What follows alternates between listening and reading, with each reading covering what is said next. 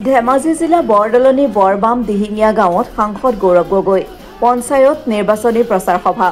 ধেমাজি জিলা কংগ্ৰেছ কমিটিৰ উদ্যোগত বৰবাম দিহিঙীয়া গাঁৱত আগন্তুক গাঁও পঞ্চায়ত নিৰ্বাচনৰ সম্পৰ্কে কংগ্ৰেছ দলৰ নিৰ্বাচনী প্ৰচাৰ সভা অনুষ্ঠিত কৰা হয়। আজি উক্ত সভাত কংগ্ৰেছ দলৰ সমৰ্থিত প্ৰাৰ্থীসকলে ভোট দিবলৈ আহ্বান জনোৱাৰ লগতে কংগ্ৰেছ দলক আগুৱাই নিয়াৰ লগতে বিভিন্ন বিষয়ৰ ওপৰতো আলোচনা কৰা হয়।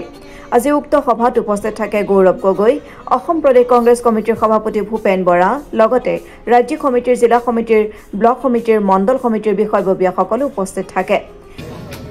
দেখিবলৈ ইয়াৰ পৰা বিভিন্ন আমাৰ জনগোষ্ঠী জনজাতি সকলো যে একত্ৰিত হয় বা মহিলাবোৰ যে আজি ইয়াত বহি আছে, ইয়াৰ পৰা একদম মানে আমাৰ অসমৰ এটা ভাল পোষ্টকাৰ্ড হিচাপে ইমান ভাল এটা ছবি আমি ইয়াত দেখা পাইছোঁ। মই তাৰ বাবে সকলোকে মই শুভেচ্ছা জ্ঞাপন কৰিছোঁ।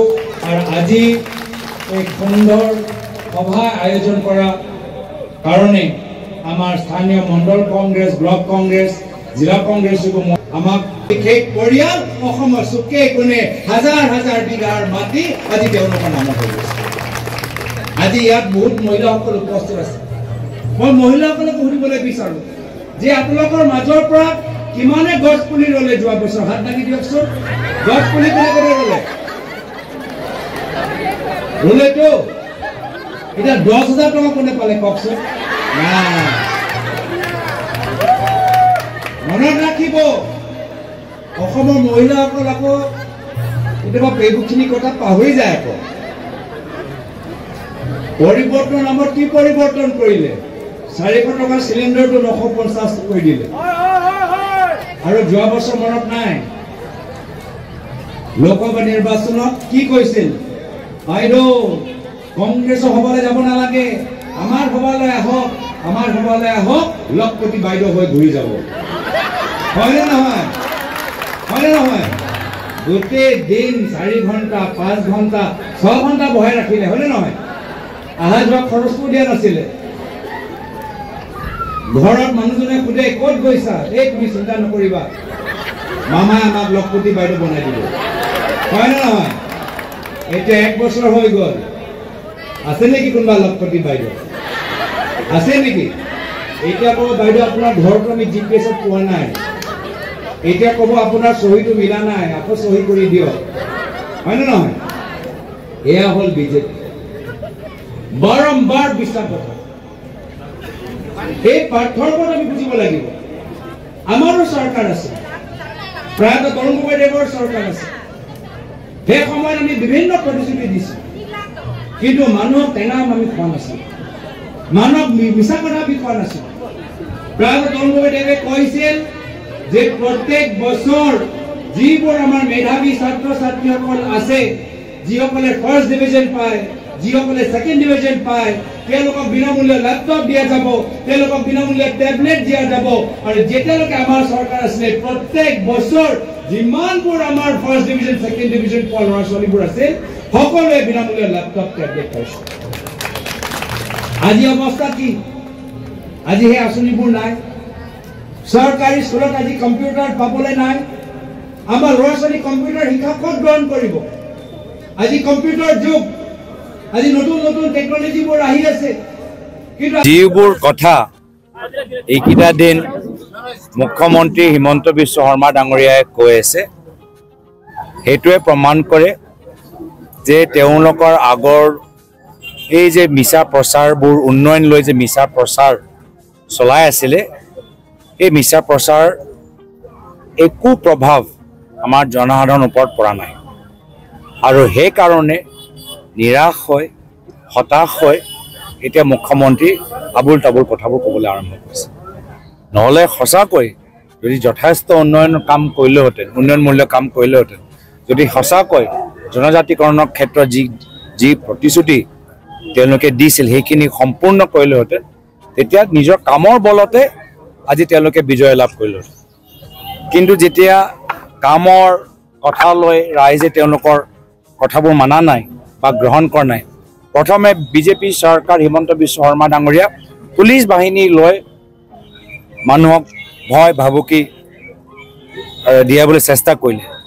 কিন্তু যেতিয়া কংগ্ৰেছৰ প্ৰাৰ্থীসকল ওলাই আহিলে, অসমৰ জনসাধাৰণৰ মাজৰ পৰা সেই ভয়টো নাইকিয়া হৈছে।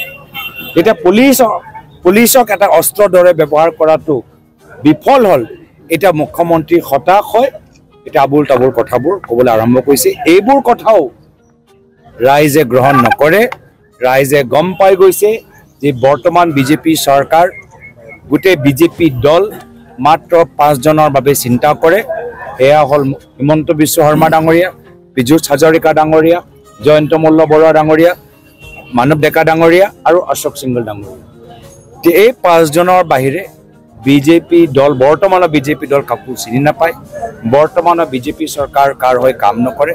আনকৈ দিলীপ শইকীয়া ডাঙৰীয়াকো যিজন মণ্ডল সভাপতি, বিজেপি দলৰ মণ্ডল সভাপতি অপমানিত কৰিলে, আজি তেওঁলোকৰ ওপৰত কোনো একশ্যন নাই। আজি যদি আমাৰ কোনোবা মণ্ডল সভাপতি, আমাৰ প্ৰদেশ কংগ্ৰেছৰ সভাপতি চকীটো যদি অপমান কৰিলেহেঁতেন, আমি সকলোৱে একগোট হৈ এই মণ্ডল সভাপতিৰ ওপৰত আমি কিবা এটা শাস্তি, এটা কাৰ্যসূচী হাতত ল'লোঁ। কিন্তু তাতো তেওঁলোকে মনে মনে ভালে পাইছে। জয়ন্ত মল্ল বৰা ডাঙৰীয়া পেটে পেটে ভালে পাইছে। নলবাৰী বিজেপিয়ে পেটে পেটে ভালে পাইছে।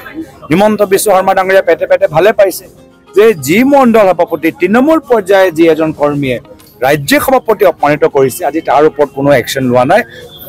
তাৰ বিপৰীত কোনোবা এটা সভাত আজি তেওঁলোকৰ জয় জয় মই গান শ্লোগান দি আছে।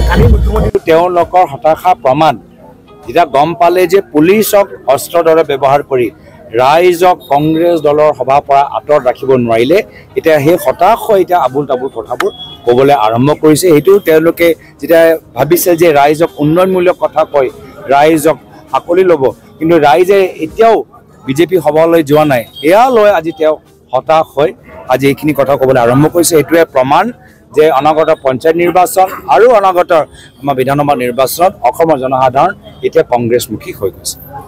কৰাৰ তেওঁৰ মৌলিক অধিকাৰ, সেইটো গণতন্ত্ৰত বাক স্বাধীনতা চবৰে আছে, ক'ব পাৰিব। কিন্তু বাস্তৱিক যিখন ছবি, সেইটো অসমৰ যুৱ প্ৰজন্মই বুজি উঠিছে।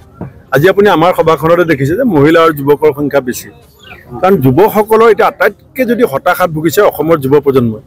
কাৰণ কলেজত পঢ়ি থকা ল'ৰা ছোৱালীও এতিয়া হতাশ। তেওঁ কাৰোবাক স্কুটাৰ দিম বুলি কৈছে, কাৰোবাক কিবা দিম বুলি কৈছে, কিন্তু ল'ৰা ছোৱালীৰ মুখত হাঁহি নাইকিয়া হৈছে। কাৰণ 32 লাখ নিবনুৱা, তাত BA পাছ MA পাছে যেতিয়া 4th গ্ৰেড চাকৰিৰ কাৰণে ইণ্টাৰভিউ দিবলৈ গৈছে, তেতিয়া অসমৰ যুৱ প্ৰজন্মৰ মানসিক অৱস্থাটো কেনেকুৱা হৈছে আপুনি ভাবি চাব। গতিকে হিমন্ত বিশ্ব শৰ্মাই কৈ আছে আৰু এবছৰমান ক'বলৈ সুযোগ আছে। তেওঁ যি ক'বলৈ আছে কৈ লওক, তাৰপাছত তেওঁ কিতাপ লিখিব লাগিব জেলৰ ভিতৰত, কাৰণ আমি SIT বনাই আছোঁ। মোবাইল কিনিব লাগিব। যদি অসমৰ মহিলাসকলক তেওঁ লাখপতি বাইদেউ বনাম বুলি কৈছিল, লাখপতি যদি অসমৰ মহিলা হৈয়ে গ'ল, মোবাইল লাখপতি বাইদেউ নিজে কিনিব পাৰিব।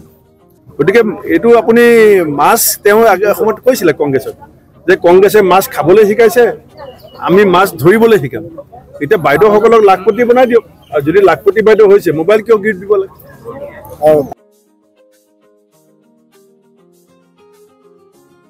গোগামুখৰ পৰা ললিত শইকীয়া, ৰিপৰ্ট অসম টুডে।